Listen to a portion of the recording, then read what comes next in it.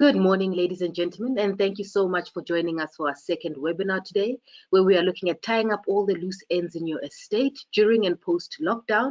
My name is Ketwe Kunene, the organizer. Our two speakers today are Errol Meyer, who is the Advisory Propositions Legal Specialist here at Standard Bank, and joining him is John Charlesley, who is the Senior Legal Marketing Specialist at Liberty. Please note our session is recorded and can be shared with you at a later stage if you wish. As with the first session that we did last week with Kevin and Hank, you may ask questions by typing them up in your questions box on your webinar panel on your screen, and then we'll answer the questions at the end of the presentation. So from me, that's quick and easy. I'm going to now hand over to our two speakers. Good morning, gentlemen, and thank you so much for running this session for us. Errol, I hand over to you. Thank you, Ketiwe. Well, good morning, attendees, and welcome to our webinar this morning dealing with estate and financial planning. We'll be about 40 minutes, and I'm joined today by a colleague of mine, John Charlesley. And to set the scene will be my responsibility to give you a broad overview of the environment that we find ourselves. And John then will deal with more of the practical application and issues, giving context and explaining the how. Now, I've already received a question. If you do have any questions, there's a question box that you can type your question, and we will deal with them at the end of the session. That's after John's talk. So, without any further ado, let's get going.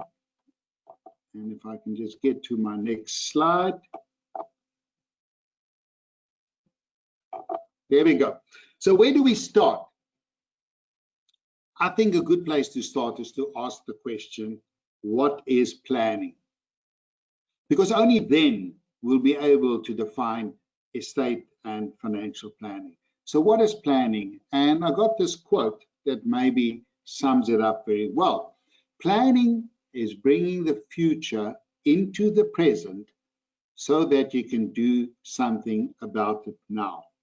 So what we are talking about is anticipated future events. A different way of putting it is to say, in a way, we are doing scenario planning.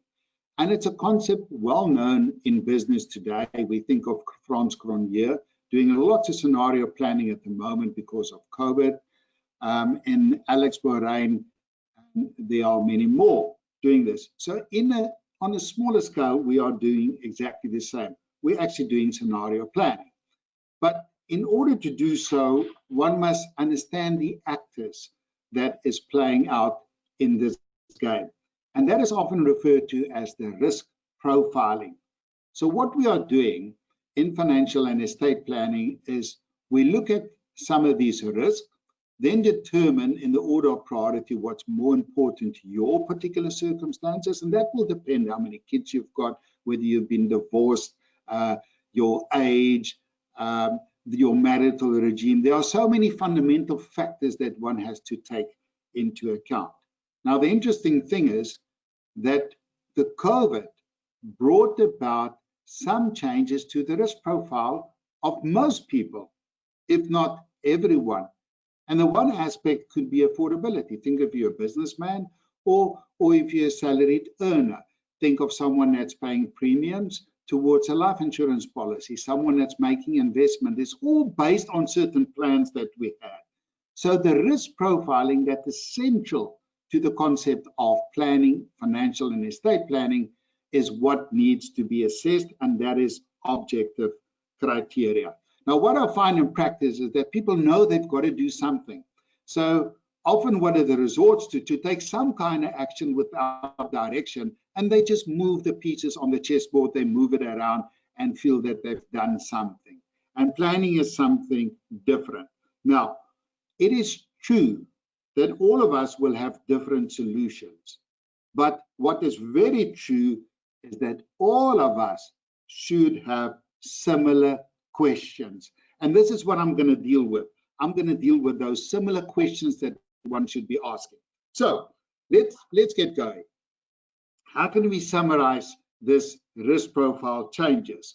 Well, there it is. To my mind, the main focus areas of the future is since COVID, it's about the protection of health and wealth. Because we'll see that COVID is not only about vaccines and how many deaths we had and what is the impact of infection, but it also destroying economies at the moment. And South Africa has gone into a recession prior to this. So there is no doubt that there will be some reset of the economy, as Jan Rupert says. It's not a matter of just bouncing back. Maybe this is something different. It is resetting. Well, if that is true, shouldn't we revisit our existing financial and estate plan and reset what we have, looking at the risk profile? And this is what the talk is all about. Now, bear in mind that the latest figures I got is about more or less 500 deaths in South Africa at the moment, and we're still entering into the phase. But think about this, that if we're about 7 billion people worldwide, everyone needs vaccines. That needs to be provided. So the way we're going to do things is going to be different. One thing we know for sure, the future is not going to be the same. And it's not necessarily a negative thing, but it's rather to focus on the objective factors. And this is what estate and financial planning is all about. But now we have to be very careful, because there are those conspiracy theorists. Social media is not doing us any favors, because everyone is an expert and some kind of specialist on social media. So here we get now the concept of fake news. Why are people doing this? Well, it all boils down to money. The more likes I get and the more people read it, the more income stream I can get because of the fake news. So one has to be very careful. And why is that? Because the human being is an emotional creature, and we act on those emotions, and that is what we did in the earliest of years to protect ourselves. That's why fear and greed all relates to survival. But when it comes to planning, this is what we must know, those elements of fear and greed. So what we have to do is to find the logic that can override the emotion, and therefore not moving the chess pieces around. And this is what we do in financial planning and estate planning. So let's see, how do we go about it? Well, here it is. We start off with the why. Now let me ask you the question. Do you think people lie awake at night because their share portfolio or their retirement benefits has dropped in value? What is really bothering them? And that is, I lie awake at night and I wonder, am I and my family okay? So there we go. That is what we need to answer. Am I okay? And this is where we start analyzing the risk profile, and we looking at the possible scenarios that I have. So how do I go about? Well, here we go. What you see in front of you is the wealth quadrant. And that is what we use and say, this is your life. Now, I call it my little balance sheet in life. On the left-hand side, you will see that is creating value. That's my income stream. On the right-hand side, I'm giving purpose to the money.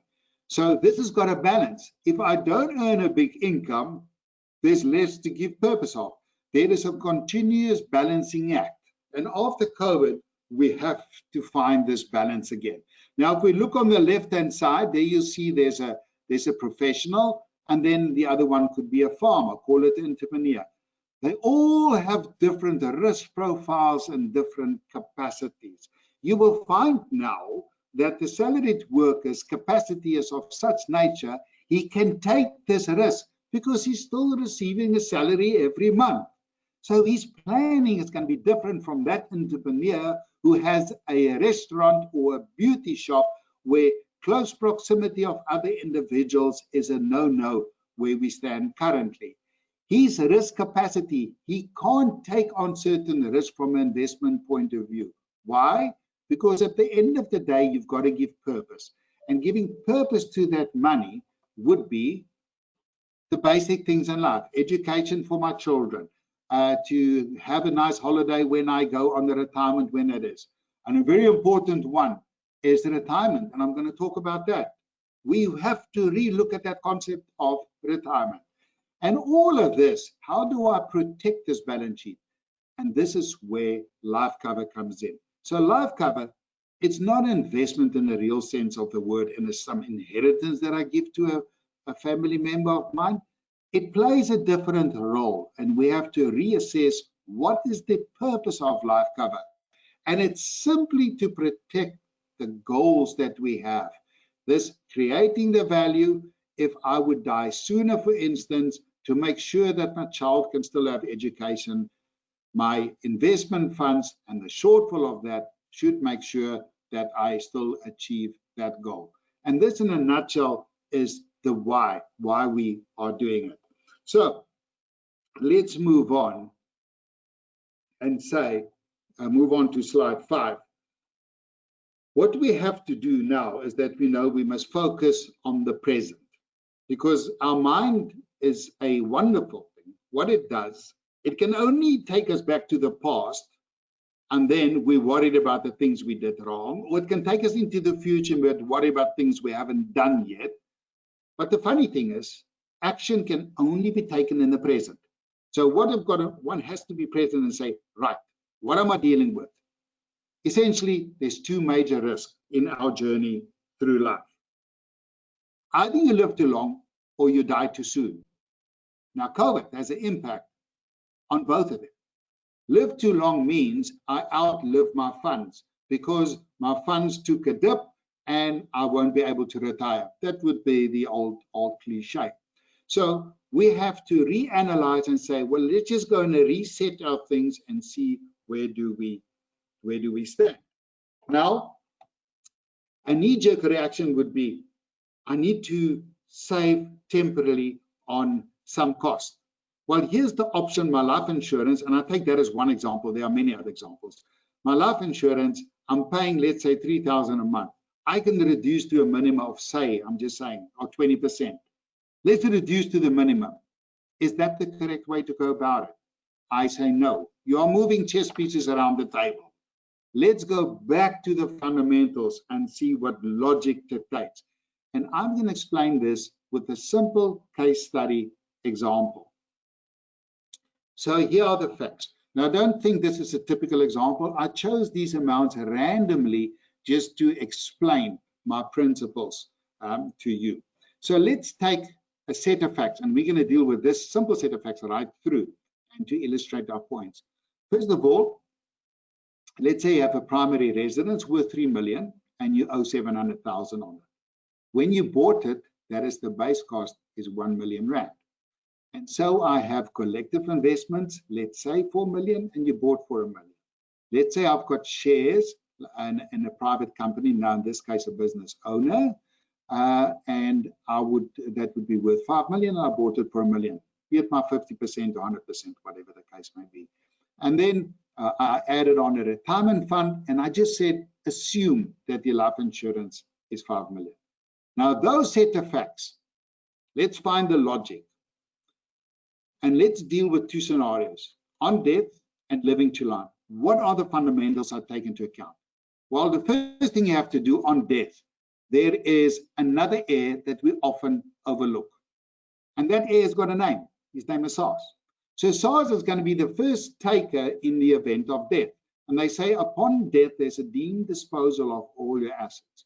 And they have done the calculation. I don't want to go into the detail. But what I want to point out is they took the market value of the assets. Some assets are included and some are excluded.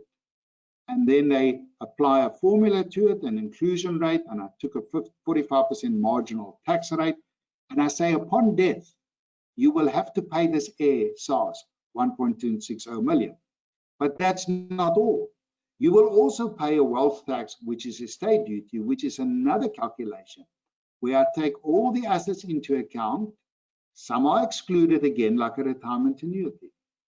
I deduct the liabilities in this instance, and I even deduct that capital gains that I've paid upon my death. I deduct some estate expenses. I get an abatement of 3.5 million here, and estate duty is 2 million. So I have to pay the CGT and the estate duty. Now I've really simplified it, because if you would bequeath everything to your spouse, if that is what you want to do and circumstances dictate, then there will not be any estate duty or CGT, capital gains tax, but on her death, there would be. So I made it simple. I didn't factor that in. There's some possibilities. I took a kind of a worst case scenario. What is it really that we are after? Is that lying awake? Will I be able to afford this? And it's very simple. We take our life insurance, we add the retirement fund, and we say, what cash do we need to pay? We have to pay bonds, we have to pay CGT, executive fees, state duty, and we have a surplus. So in this scenario, this client actually did a very good, simple financial plan because he's got sufficient liquidity. There is a collective investment scheme of about 4 million, which he can leave to his spouse. We know that with 4 million, she would at least get an income for 20 years, keeping pace with inflation of about 220, 230,000, a very quick calculation that I do there. So this client is pretty okay, but now comes COVID. Because with COVID, one may want to reduce your life insurance. So the question is not, should it be the minimum, but how much should I reduce it with so that I am still okay? So here we go. So you'll see on the right-hand side in 2020, that is with COVID, it is true that the value of assets also diminished. And I just took a random factor of 30% for my primary residence and collective investments. And that fluctuates all the time. But to illustrate the principle, I just said, let's knock off 30% because that is the value of that asset valued now at the time of death. Businesses really suffered. So one can anticipate if you value it on a future income stream, taking COVID into account, I just discounted that 50% for purposes of the calculation. So if one would run the numbers again, you'll see on the right-hand side is the revised figures. We see that the capital gains tax actually reduced almost by 50% because the reduction in value upon death. We see that estate duty also reduced by almost 40% if that's a quick analysis.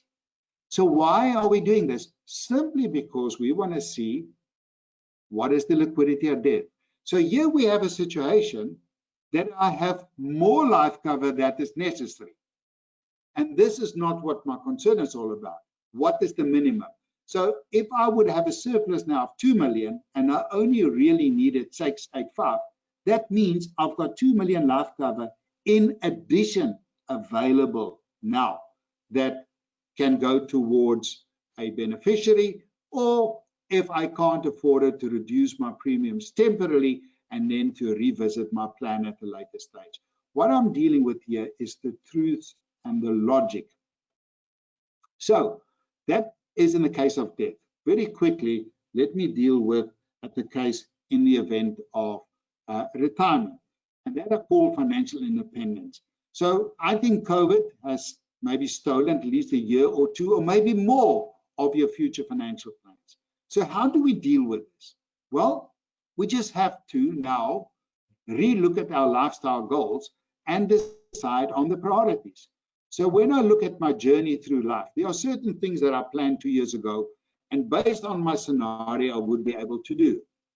But now, because things have changed, I have to reprioritize. Maybe not that holiday home. Maybe that purchase of vehicle is for a low amount.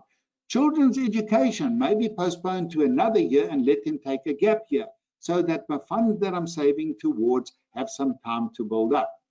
And then when I look at retirement, many people say that, oh, we read in the paper, many people can't retire. Well, that's quite correct. So what is the option? Don't retire. Rewire so that you can become financially independent at the later stage. And I believe this concept of retirement in 1881, Otto von Bismarck, which was introduced in Germany years and years ago, that is something that very closely will be relooked because of the longevity and also now people not being able to retire. And I always say that one of the greatest gifts of this century is longevity, but also with it came the greatest risk that's just been aggravated by COVID. So let me then show you how would I, for instance, go about. I would say, let's play out the scenario. I'm now close to retirement and I work on these assumptions. Static. Growth rate 10% on my investments. Let's say inflation 6%. I want the income that's adjusted with inflation, which is 6%. I brought this all back to present value now so that we can make a meaningful comparison. And let's assume this person has a life expectancy of 20 years. So if I were to retire at the age of 60 and my value of my investments is 5 million, for 20 years, I would be able to get an annuity based on those facts of 350,000, that's a pension, and increasing with 6% every year. Now, what I could do is postpone that retirement or financial independence to the age 65. That means my investments will grow, and with that, I can actually have more growth assets allocated because I've got a longer term, and because I've got less years to live, all things being equal, comparing apples to apples, I'll get 520,000 pounds. If I wait till the age of 60, it can be age 60. Now, on that scenario, I can say, but the plan is, let's postpone my independence, financial independence to the age 65. Let's work on a plan after I've left my company and I get my pension fund to leave it in the pension fund and see if I can find some kind of hobby that I've always enjoyed or some kind of passion and start figuring out a way how to make money out of it. Now that to me is good, solid financial planning. So hopefully I've set the scene for you and asked John then to take over from here. John, it's over to you.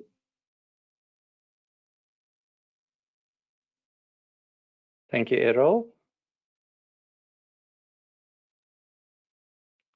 Right, so that should be the handover taken care of. Good morning, everybody. I'd just like to also say thank you very much for taking the time to join us today. Just to reiterate, I'm John Charlesley, the Liberty Legal Specialist for the Eastern Cape area. And today what I'm going to take you through is 3 topics relating to financial planning, which are all in light of the COVID-19 pandemic. Right. So what we're looking at is firstly some pitfalls that you can avoid when you are amending your plans, if that is necessary. There are 3 pitfalls that we're going to look at, which are things that are within your control, so you can do something about these. Secondly, we are going to look at apportioning some value to your life policies and retirement investments in the event that you need to reprioritize your income resources and allocate that towards your expenses. And then thirdly, I'm going to look at some options for people that are already in retirement that have been impacted by the COVID-19 pandemic and the economic fallout that we are currently experiencing. So, the first pitfall that we're going to look at, it's one that relates specifically to business owners. There may be some unforeseen consequences to making changes to your business-owned policies. So that's policies that were taken out in respect of your company or whatever entity you are using. And it may end up affecting the separation between your business interests and your personal interests. And I'm going to link that to Errol's example, where he had a look at the personal plan for liquidity analysis. And I'm going to just show you what a change to a business-owned policy can do to your personal plan if it is not handled correctly. So what are some of the consequences of amending or cancelling a company-owned policy? If COVID has impacted the cash flow of your business, which for the majority of businesses out there, it would have done, please would you contact and consult your advisor before making any changes or cancelling a policy. It's very likely that you as the owner of that business would have signed a surety for any business overdrafts or business loans or asset finance taken out in the name of that company. And what that means is, unless that business is able to settle these facilities, which remember the impact of COVID-19, it may be unlikely that it can be settled out of the current cash flow, then the owner or surety could be held liable if those facilities need to be called up. So I want to link this now to Errol's example, where he did the personal planning. And in that personal plan, there was a business interest. That person, he or she, owned shares in a company, so we can easily assume that they were a business owner. And so I'm just going to add a couple of facts to just show the impact on Errol's calculation. So if we assume that that company has got an overdraft, business loans and asset finance, which total 2.5 million, and you have got a policy in place, so the company itself has got a life cover policy to protect itself in the event of the death of that owner, so that if a claim is made against those facilities in the event of the death of the owner, there will be sufficient liquidity to cover it. Now, what would happen if the cash flow constraints force the company to stop payment of that policy and it now lapses? Okay. In the event of the death of that owner, there are going to be certain things which now become applicable. Firstly, the lending facilities would need to either be settled by the company or restructured with whoever you have taken the lending with. And this in itself could put the entire company at risk. Firstly, because cash flow has been impacted, it's unlikely that that company would be able to settle those facilities out of existing cash flow, which means that the company may be forced to sell assets or liquidate assets to cover those expenses. And in doing so, that could very well impact the entire ability of that company to continue trading. If it's not possible for the company to settle those facilities, you then have the potential impact on the personal estate of that owner or surety.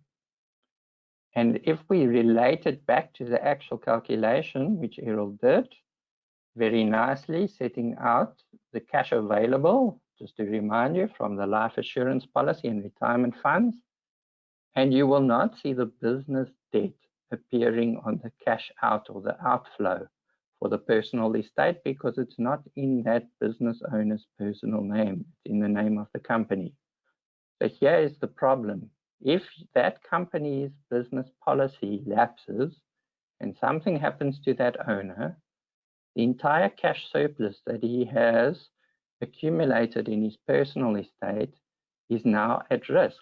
In fact, 2.5 million rand would be needed to settle business debts, for which he would now be personally liable, and it could impact the entire family because you've wiped out the surplus and potentially would require sale of further assets in the personal estate. So very, very big impact on the personal planning. Okay. All of your planning undone. The next one I want to look at is a relatively simple one to remember, but can also have a very big impact on your overall planning. And that is to remember to review your will. Now that should be done annually anyway, but in light of COVID-19 and the strong possibility of restructuring one's financial plan, please remember to include your will in that process. So what is important here is to check to see that your distributions, so your legacies, the people that you are distributing funds to, is catered for in the will, and that as a result of changes made to your financial planning, everything must still be feasible and possible to be carried out. That relates back to the need to do things like the liquidity analysis, which Errol did and which he has showed you, to ensure that firstly your debts can be settled, your debts and your taxes can be settled, so that any assets that you've intended to leave to beneficiaries, or cash legacies to beneficiaries, can actually be implemented on death, and you're not left with a scenario where it becomes impossible to carry out your intended purpose of your will. Another very important issue to keep in mind is the structure of your policies to ensure that the proceeds are distributed correctly. So again, all of your hard work of doing correct financial planning and ensuring that there is sufficient cover in place can be undone by simple structuring of your policies. It's almost like dropping the ball over the try line. You've done all of the hard work and something simple can undo all of that. Just a quick example. One that has happened in practice is where correct planning was done, sufficient liquidity was created through life cover, but the beneficiary nomination on that policy was to a spouse, and the spouse correctly or incorrectly used those proceeds to settle certain debts and make certain purchases, but they did not have insight into what the intended purpose was of those proceeds. And as a result, they did not settle the outstanding bond on the home, and there was not sufficient funds left over for that spouse to invest to create a new income stream. And unfortunately, when a bond is in an estate, it needs to either also be settled or restructured. And the banks are limited by the terms of the Credit Act. So they would need to look and see if a bond is going to continue, that the new bondholder would have sufficient income to cover the premiums. If in this scenario, the spouse did not invest the proceeds as was intended, they now risk losing the property, which would need to be sold in order to cover that facility, being the bond.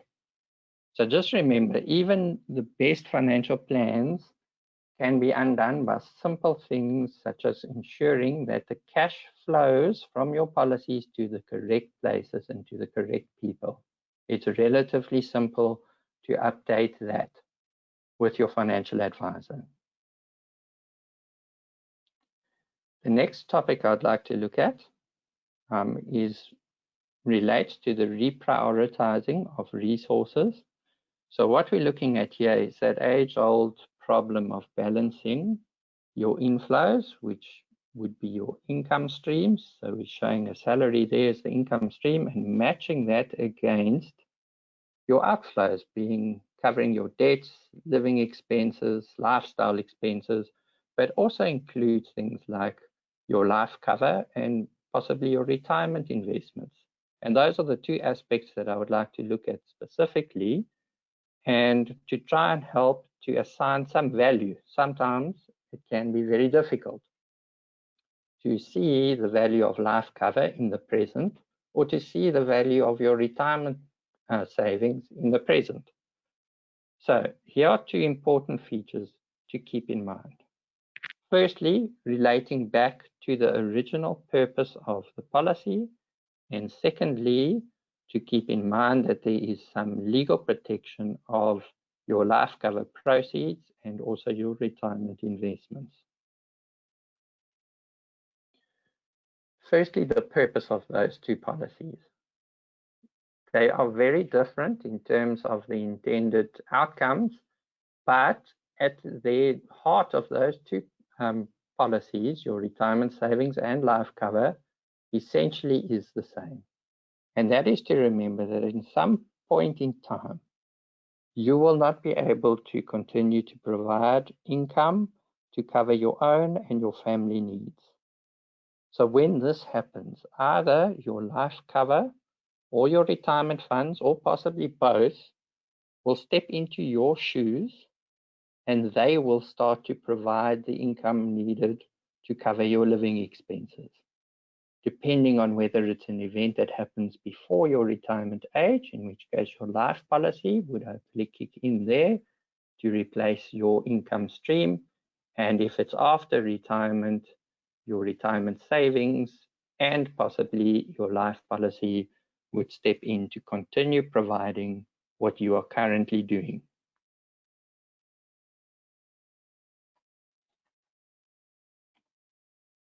In addition to that, there's also some legal protection which applies to both life cover and retirement funds. And what we are getting at here is debts that you incur may not be attached from the proceeds of your life cover or your retirement investments. So in other words, your debtors, your creditors cannot attach your life cover proceeds or your retirement investments in order to settle any debt that you owe. And furthermore, there's protection against insolvency. So remember, in light of the background of COVID-19, if there is an impact on cash flow, remember that these two investments that you're making have got legal protection. Just to set it out there for you, the life cover proceeds are protected in terms of the Long-Term Insurance Act. There are some requirements that need to be in place before that protection is applicable. For example, the policy needs to have been in place for at least 3 years, and the proceeds are protected for a period of 5 years once they've paid out. It's also limited to personal cover only, so that would be in the event of a payout to, for example, a spouse or a child in your personal estate. Retirement funds, on the other hand, are also protected, but in terms of the Pension Funds Act. And when we talk about retirement funds, it includes your pension, provident, retirement annuities, preservation funds, and even your life and living annuities are covered by that section of the Act. There were very limited exceptions. One that I can think of for you is a maintenance order. So if there's a maintenance order in place, your retirement funds and life cover proceeds would not be protected. And as always, SARS is also one of those issues that will never have legal protection against your tax liability. Right, the last option that I would like to go through is in respect of people that are already retired and have possibly been impacted by the implications of COVID-19 and the impact on their own personal circumstances and possibly impacted on the type of retirement income stream that they are receiving. Now, in retirement, once one has retired from a retirement investment plan, you would essentially receive an annuity payment, which you would have a choice to have structured either as a living annuity, or also called a flexible annuity, or a life annuity or guaranteed annuity. Now, for the purposes of this discussion, I just want to make a comparison on certain aspects, just so that we can understand better what the impact of COVID-19 would be, depending on the two types of annuities which could possibly be in place. So first of all, a living annuity is subject to market conditions. So there is capital invested, which would grow or lose value depending on market conditions and what is happening in the economy. The income that you receive from a living or flexible annuity is not guaranteed. And the level of income is flexible in that you can choose how much income to take as long as you stay within the legal parameters. It's 2.5% to 17.5%. A life annuity, on the other hand, is not subject to market conditions. Your income is guaranteed for the remainder of your life, but the income is fixed. So you cannot exercise any options to make changes there. Although upfront, when you enter into your agreement, you could have agreed to receive income which is increasing on an annual basis.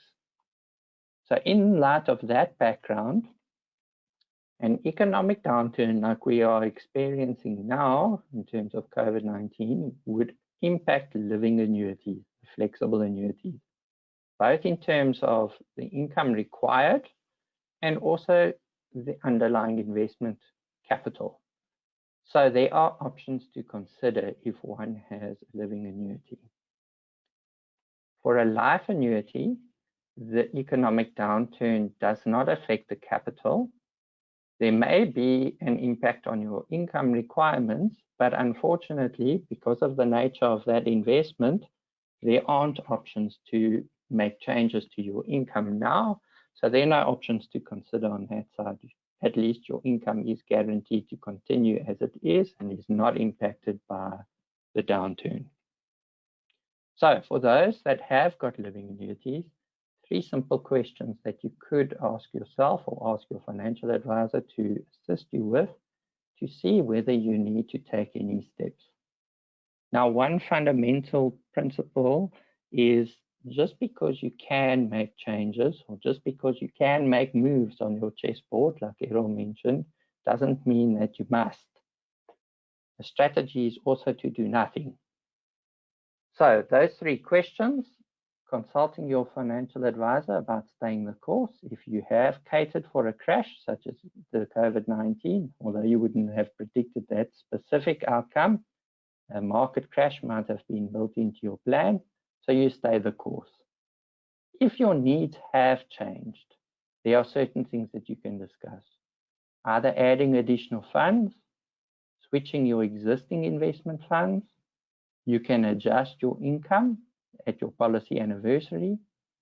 There are also temporary options which have been proposed by National Treasury as part of the COVID-19 relief.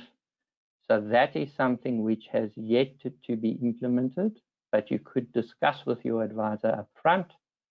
And then also to just be wary of the impact of increasing or decreasing your income stream from the annuity and how long it would take to recover if you do increase your drawdown. Lastly, if your living annuity, is it still the best option for you? One other option that you do have is if things have changed since you took out your living annuity plan, it's possible to consider a switch to the other option, which is the guaranteed income in your life annuity. And that is something that you would need to discuss with your advisor, whether that is a suitable option for you. So I hope that those are some food for thought and things to consider. That's it from my side. I'm going to hand back to Errol that we can handle whatever questions have been raised. Okay, well, thank you. Katiwe, there's only 2 questions that deal with the one I received beforehand. Maybe just mute on the other side. I think it's John and Katiwe. Just mute for the timing. Yes. Well, the question I received some time ago is how should I choose my investments? Yeah, and that is quite a wide question. I think John has dealt with that to some extent with living annuities. That's after post-retirement and the strategies, one to do nothing, or if you didn't make the original choice correctly, maybe to realign. But to answer that as simple as possible, I think what you have to do is when you choose your investments, different strategies for different goals. And 2 things must come up in the discussion. It's term to that goal on your journey through life and inflation. So when you look at term, you would look at short-term goals and longer-term goals. When you look at inflation, you would say, how important is it to reach that particular goal? So a shorter-term goal would have less growth assets, but if you have a long-term goal, then one may include growth assets in quite a considerable amount, irrespective whether there was a COVID dip in funds. But the priority of that investment will determine the investment strategy. So the longer the term, the more one can anticipate to beat inflation. Because think about it. If an investment is not beating inflation, do you really have an investment? If you want your capital guaranteed, for instance, you will guarantee it, but can you guarantee that you've beaten inflation? And I think these are the fundamentals that one has to take into consideration, and therefore we advocate this goals-based financial planning philosophy with goals-based structured funds, so that use that concept and inquire more about your the financial plan about it. Then the other one that I want to deal with is the estate planning priorities. We've dealt with investment. What about estate planning? Well, I think John has dealt with that. But I would say you start with the will. Make sure that your will is still okay. John gave an excellent example of what can go wrong if you don't look at cash flows in a will. So before you start with a will, I would tend to think, do that simple calculation on cash flows, what is available, the different risks applicable, and then go and draft that will. Once you've taken care of that, then what you get into the other complexities, with other words, forming a trust, setting up loan accounts, cross-shareholding with beneficiaries, I'm thinking of farmers, etc. But that is where I would perhaps start with it. I don't know if you want to add anything onto that, John, perhaps what I said about the priorities in the estate plan. I agree 100%, Errol. Just to add on to that, sometimes you come across people with wonderful ideas of things that they would like to do in the will. But if you haven't started off with firstly being able to settle your debts and liabilities and taxes on death, none of those plans are going to come to fruition. So prioritize doing your calculation. Then we can start looking at structuring wills and structuring trusts and tax and all of the other things that go with it. But it means nothing if you can't settle your liabilities and tax on death. Okay, thank you, John. That resonates with me as well. Katiwa, that's all from my side. I don't know if there's a final conclusion on your side. Thank you so much, Errol. Thank you, John. We really appreciate your time and your insights. I think in these uncertain times, the more information we get that's personal becomes very helpful in our day-to-day. So we really appreciate you. Thank you, ladies and gentlemen, for taking the time to sit down and sit and listen to Errol and John. If you'd like further engagement, like John kept saying, please contact your financial planner. They are there, they are available, even if you can't see them physically, but you can phone, you can email. They're listening in and they're waiting for your calls. Your relationship managers, your bank managers, they're all there to assist you. This is a recorded session. If you need to listen to it again, it can be shared with you. We really appreciate your time. Please stay safe. Thank you very much and have a good day further.